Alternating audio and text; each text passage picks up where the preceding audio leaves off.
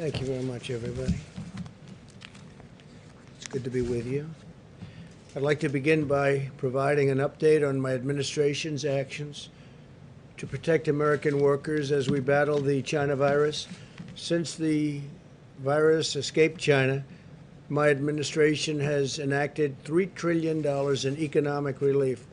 It's been very, very successful, and you saw that by the numbers that were issued yesterday and the day before as to used car sales and auto production. They've been incredible numbers, actually, shockingly incredible. We've been negotiating in good faith with Democrat leaders in the House to extend relief payments. We're negotiating right now as we speak, and we'll see how that works out. But if Democrat leaders put partisan demands aside, we would reach an agreement very quickly. It would happen very quickly. In the meantime, my administration is exploring executive actions to provide protections against eviction. Eviction's a big problem, very unfair to a lot of people. It wasn't their fault that this virus came from a faraway land, as well as additional relief to those who are unemployed as a result of the virus. Very importantly, I'm also looking at a term-limited suspension of the payroll tax, something that has great support from many, many sides, especially some of our top economists and some people that we have great respect for. So we're looking at a suspension of the payroll tax. The Democrats are primarily interested in a $1 trillion bailout of the poorly run states. We have some states and cities, you know them all. We don't have to go through names, but they've been very poorly run over the years. And we can't go along with the bailout money. We're not going to go along with that, especially since it's not COVID related. Earlier today, I met with a great governor, Arizona Governor Doug Ducey. He's really done a fantastic job beyond even the COVID situation, which you've been reading about as it pertains to Arizona. A state that is a model for applying a science-based approach to the decreasing cases and hospitalizations without implementing a punishing lockdown. Arizona's record in reducing the spread of the virus while maintaining hospital capacity and allowing society to continue functioning and functioning very nicely, very successfully, is an example that shows how our path forward can work in other states. Arizona has a record, and a record really to be proud of. It's reduced the number of daily new cases by over 75%, cut the positivity rate in half, and reduced ER visits by 2/3, all the while keeping the economy functioning and functioning really well. When cases surged in June, the Vice President and Dr. Burke visited Arizona to consult with Governor Ducey. They had long consultations with Governor Ducey and his staff, and the Vice President has been in constant contact ever since. My administration is also collaborating with the state and local officials across the South and Midwest to provide similar guidance. We had a great relationship with the representatives in Arizona, and it's been such a successful endeavor. The federal government has supplied or delivered more than 400 million pieces of personal protective equipment to Arizona, along with nearly 70,000 vials of remdesivir. We've provided over $18 billion in economic support to Arizona, including more than $8.6 billion to support over 80,000 small businesses. So we really have been helping Arizona, and it's gotten tremendous results. Our goal is to protect the most vulnerable, increase recovery rates, you know that, and it's something so important, and prevent hospital overcrowding, all the while avoiding the kind of stringent lockdowns that would inflict substantial suffering. In this phase of the battle, we have the tools, resources, and knowledge to implement a targeted approach as we race to deliver a vaccine. And we are really working very hard on the vaccine, and I think they're doing a fantastic job. I've been meeting with officials of some of the greatest companies in the world. been meeting with scientists, and they're getting very close. If not there, they're getting very close. They're testing. Any proper analysis of infection control measures must take into account the short-term and long-term public health harms, including death caused by a far-reaching shutdown. When you shut down, you have many, many things that happen, from suicides to depression to drinking, alcohol problems to drug problems to problems with marriages. That you have people confined to their house, their apartment, for long periods of time. You cause a lot of problems with that also. Instead, Arizona's adopted the following measures. The governor advised residents to aggressively social distance when possible and maintain strict hygiene. The state encouraged mask use in crowded public places, especially when social distancing is not possible. The governor also exercised his discretion to restrict capacity at indoor locations to limit the possibility of super spreading. It's a big thing. My administration surged treatments. We got them a lot of treatments and therapies to the state, including nearly 70,000 vials of remdesivir, enough to treat over 11,000 patients, and it's been very successful, I might add. My administration also delivered PPE and point-of-care testing to over 100 Arizona nursing homes. In total, the federal government has provided massive amounts of masks and equipments and gowns, and you know some of those numbers. But Arizona was a very big beneficiary, and they very much really appreciated. More than 1,000 National Guard and medical personnel have also been deployed in Arizona, and they've really helped. They've been terrific, and I want to thank them. They have been brave and brilliant, combination of both. We also supported our tribal communities. The tribal communities were hit very, very hard. Governor Ducey and I personally delivered rapid testing systems to the Navajo Nation, which has been really in originally bad shape and now getting better and very, very quickly. The Navajo Nation now has one of the highest levels of testing per capita anywhere in the world. We really worked very hard on the tribal areas and in particular, in this case, the Navajo Nation. They've done incredibly well. Overall, Arizona has conducted over 1.1 million tests, more than the entire nations of Japan, Mexico, and Switzerland. Arizona's per capita testing is higher than Germany, South Korea, France, and Canada. And tribal governments in Arizona have received nearly $1.3 billion for the Coronavirus Relief Fund. Meanwhile, outdoor dining, limited indoor dining, and most of the other businesses in Arizona have remained open and very vibrant. They're doing incredibly well. This is an approach, and it's an approach that's been incredibly successful. Arizona has been able to protect high-risk populations and quickly bring its outbreak under control without the need to impose overly punitive measures. Thanks to advances in treating the virus, the fatality rate across all age groups in Arizona is very low. Arizona's scientific and data-driven strategy also preserved hospital capacity, ensuring that those who need care were able to receive it and receive it immediately, very quickly. At the peak, approximately 15% of beds remained available statewide. That was at their peak, with roughly 20% of all occupied beds going to patients hospitalized for the virus. They kept other things going. They kept other forms of operations going. They kept elective surgery going. Did a really amazing job. Today, only 6% of the current hospitalizations in the state are related to the China virus. Arizona has also demonstrated success in protecting the state's African-American population. Only 5% of patients hospitalized were African-American, and African-Americans represent just 2% of all deaths from the virus.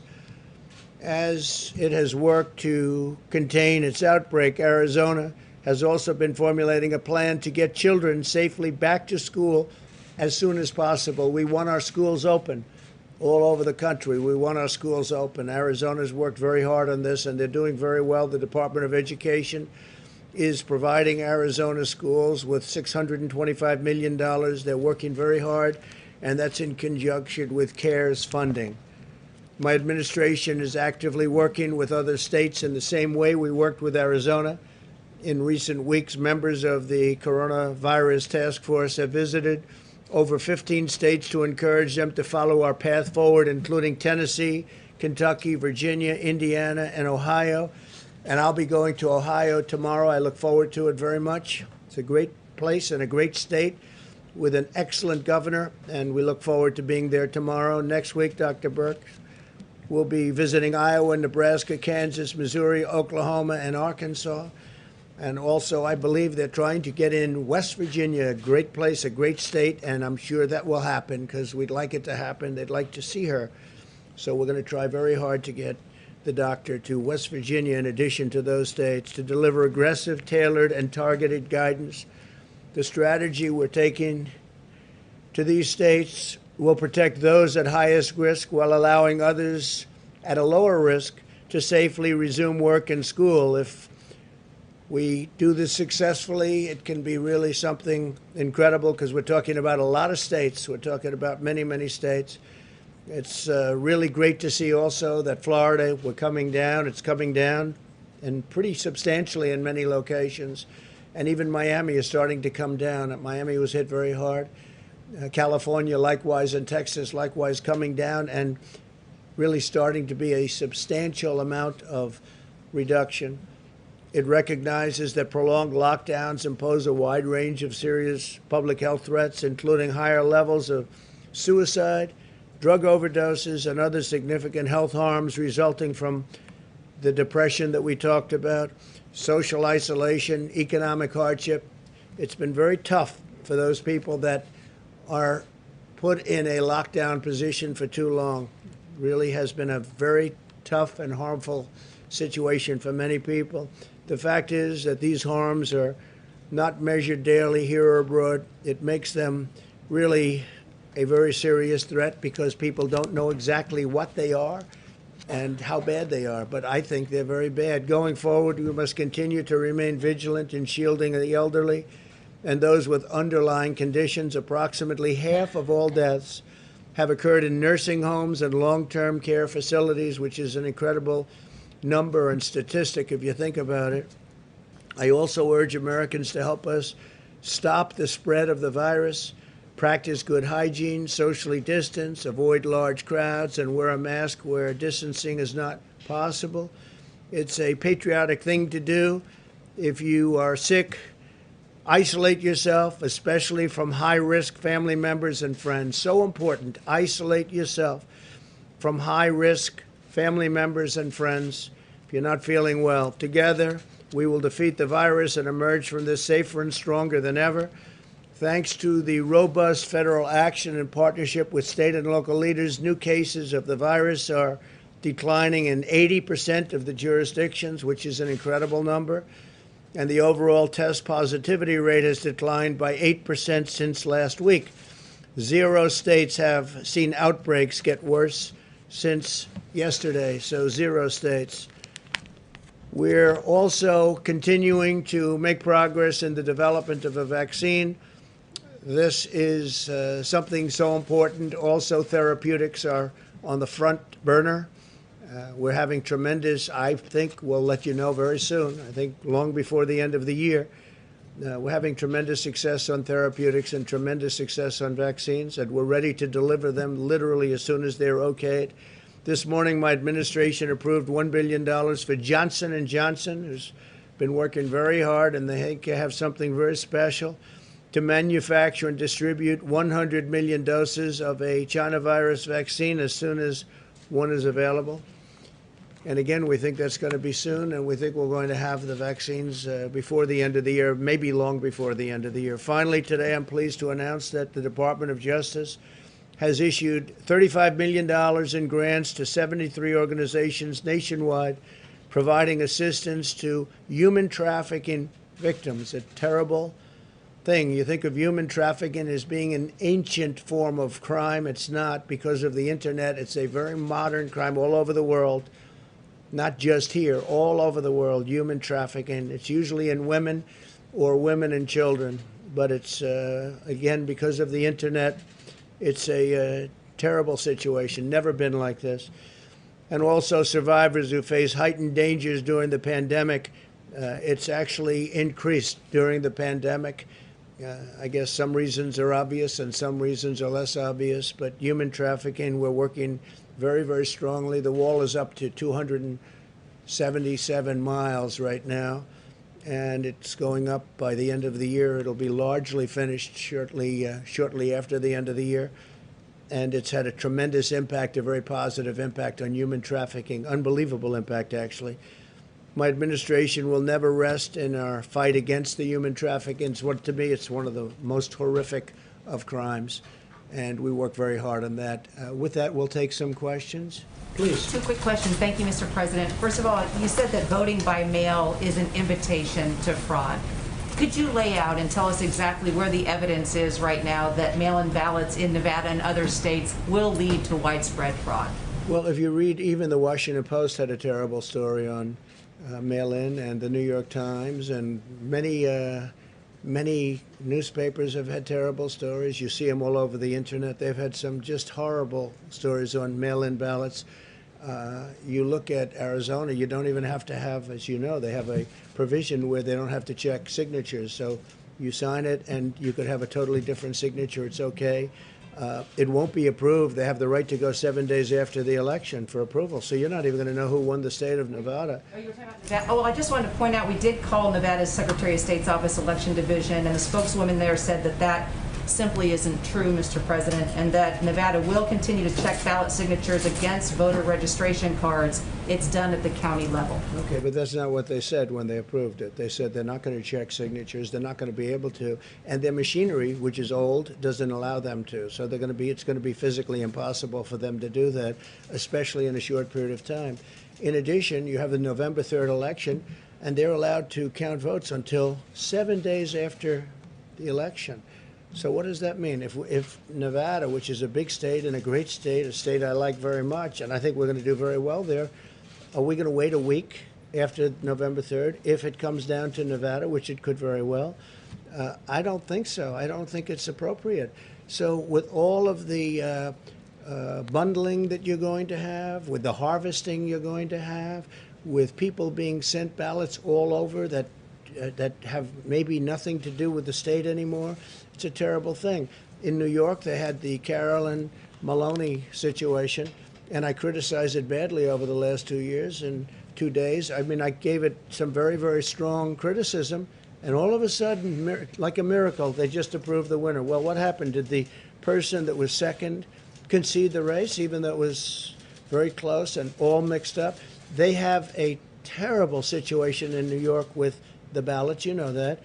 And as soon as I said, well, I think you should have a new election, because the election, obviously, they're not going to know what to do. I think you should have a new election. They all of a sudden announced a winner. I assume it was her, but they announced a winner.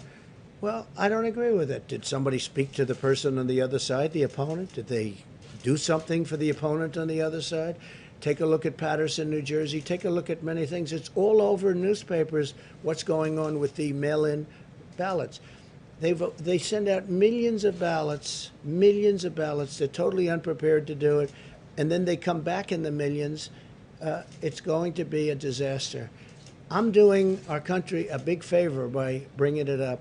And, you know, from a common standpoint, even common sense standpoint, if you look at it just out of common sense and pure, basic, beautiful intelligence, you know it can't work. Now, Florida's worked very hard for years and years on developing a system, and I'm sure they probably have problems also. But absentee ballots are different than mail-in ballots, what you call universal mail-in ballots. Are much different. You have to apply for it. You have to do different things, and it's a much better system, and it's a system that can be reasonably accurate. But there's no system like going to the poll and voting. So I would like to find out why all of a sudden, out of nowhere, in the midst of all of this grief, why is it that they approved the New York race while you asked that question? Race, sir, there's no evidence of widespread voter fraud Which one? there. Oh, really? Well, then you're reading a different newspaper than me. Go ahead, please. The delivery and the postmark. Go ahead, please. Go. Sir, you said in an interview this morning on the coronavirus, this thing's going away. It will go away like things go away, despite ongoing cases and deaths. Going away. Isn't that continued claim out of reality? It's going away. No, it'll go away like things go away. Absolutely. It's no question in my mind. It will go away. Please go ahead. President, you praised, Hopefully sooner rather than later. Mr. President, you praised Governor Ducey's handling of the epidemic in his state. One of the things that he did was delay the start of public schools opening. Is that a model that governors in states experiencing hotspots should do as the beginning of school does for everyone? Well, I'd like to see the schools open. I think many of the schools, most of the schools will be open. I can say that Republican areas want to see them open, and the Democrats probably want to keep them closed until after November 3rd because they think it's good for them politically. I actually don't think it's good for them politically. Parents want the schools open. We want them open. We want them open safely. We're going to practice very strong hygiene and all of the other things that I've enumerated many times. But we want to see the schools open. You're encouraging states to follow Governor Ducey's model here, and what part of that model was His model, I just think he's done a very good job. I mean, he's really done a great job. You look at the numbers, you look at how it's dropped, and very rapidly, he's done a great job. He's a great governor. Please. In an interview this morning, Mr. President, you were talking about opening the schools, and you said children are virtually immune from COVID-19, but children have contracted this virus, and some have died. When I say that, I'm talking about from getting very sick. If you look at children, I mean, they're able to throw it off very easily. And it's an amazing thing because some flus, they don't. They get very sick and they have problems with flus and they have problems with other things. But for whatever reason, the China virus, children handle it very well. And they may get it, but they get it and it doesn't have much of an impact on them. And if you look at the numbers of in terms of mortality, fatality, the numbers for children under a certain age, meaning young, their immune systems are very, very strong. They're very powerful, and they seem to be able to handle it very well. And that's according to every statistic. Is it right? Yeah, please go ahead. Mr. President, at least two people connected to Kanye West's effort to get on the ballot have been connected to the Republican Party. Is this Whose ballot? To Kanye West. With Kanye he's getting West? on the ballot, including in swing states. And as you know, his wife has raised issues about whether he's having mental issues right now. So my question to you is... That Kanye West does? I don't know that. Who said that? His wife said he might be going through an episode. But But anyway, my question I to like you him. is... I mean, I like him. He's always been very nice to me. Are you aware of He's any of talking the about efforts... Kanye West. Are you aware of or have you encouraged anyone in the party to help him get on the ballot, including in swing No, states? not at all. No, not at all. Other than I get along with him very well. I like him. I like his wife. His wife recommended certain people, as you know, including Alice Johnson, who's a fantastic woman, but his wife recommended certain people to get out of prison. They were in prison for a long time, a long, long time. It should have never happened. And I took what she said very strong, Kim Kardashian. And she's got a good heart, very good heart. And I like Kanye very much. No, I have nothing to do with him getting on the ballot. We'll have to see what happens. We'll see if he gets on the ballot. But I'm not involved, please. Thank you, Mr. President. I wanted to ask you, the group of Republican senators are backing $25 billion in payroll assistance to keep the airlines being able to pay their payrolls. Do you endorse that plan? They're doing what? Republican senators are Republican doing? senators want to go ahead with another $25 billion for airlines to keep their payrolls going. Well, if they need it, certainly that's a business. Some businesses are doing better than they would normally. Obviously, we know what those businesses are. And obviously, the airline business is not doing very well. You have shutdowns all over the world, and you have airlines that are essentially shut down. Some airlines are doing, modest. The best they're doing is modest. I think it's very important that we keep the airlines going. There'll be very good times very soon, I hope, and we don't want to lose our airlines. So if they're looking at that, whether they're Republican or Democrat, I'd be certainly in favor. We can't lose our transportation system. Yes, go ahead. I wanted to ask you, too, on Beirut. So there's been some question about your comments yesterday saying that it was an attack and that you'd heard from military officials that there was, an explosion, that it looked like some sort of a bomb. What it was. I can tell you, whatever happened, it's terrible, but they don't really know what it is. Nobody knows yet. At this moment, they're looking. It could. I mean, how can you say accident? Somebody was, left some terrible explosive type devices and things around. Perhaps it was that. perhaps it was an attack. I don't think anybody can say right now. We're looking into it very strongly. Right now, it's, I mean, you have some people think it was an attack, and you have some people that think it wasn't. In any event, it was a terrible event, and a lot of people were killed, and a tremendous number of people were badly wounded, injured. And we're standing with that country. You know, we have a very good relationship with that country, but it's a country under a lot of turmoil, a lot of problems, but we stand with them. Thank you. You said earlier today that you are considering using the White House as the venue for your nomination speech. Senator John Thune questioned whether or not that's actually legal given the Hatch Act. Is this something that you would get clearance for? John Thune did, right? The Republican John Thune? Oh, okay. Well, it is legal. There is no Hatch Act because it doesn't pertain to the president. But if I use the White House, we save tremendous amounts of money for the government in terms of security, traveling. If we go to another state or some other location, the amount of money is, you know, very enormous. So that's something to consider also. I think it would be a very convenient location. It would be by far the least expensive location. There'd be very little in terms of that tremendous traveling security with airplanes and everybody flying all over the place. So I think it would be a very convenient idea. It's something that we threw out. It would be very cost conscious by comparison to any other location. Yeah, please. Yeah, your son, Don Jr., tweeted yesterday asking you to direct the EPA to reject the Pebble mine in Bristol Bay, Alaska. It's a giant copper and gold mine, and the thinking is that Rejected in what way? just reject its construction. The Army Corps of Engineers 2 weeks ago suggested it would be okay to proceed with the project, but it would, sportsmen like your son are saying that it would be harmful to fisheries. Well, I've listened to both sides. I don't know of the argument yet, but I would certainly listen to both sides.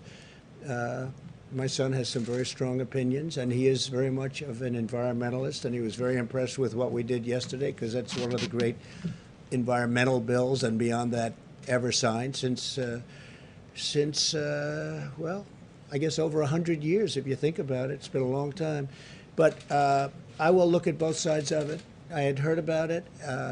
I understand they're going to be doing a briefing sometime over the next 48 hours. It's going to go very quickly. I've done a lot for Alaska. I love Alaska. It's a special place. Anwar was one thing. The highway, Cove Highway, or whatever the new name is, whatever the old name is. We're getting approvals for a tremendous highway that's been sought for 40 years. They've been trying to get it approved, and I'm getting it approved.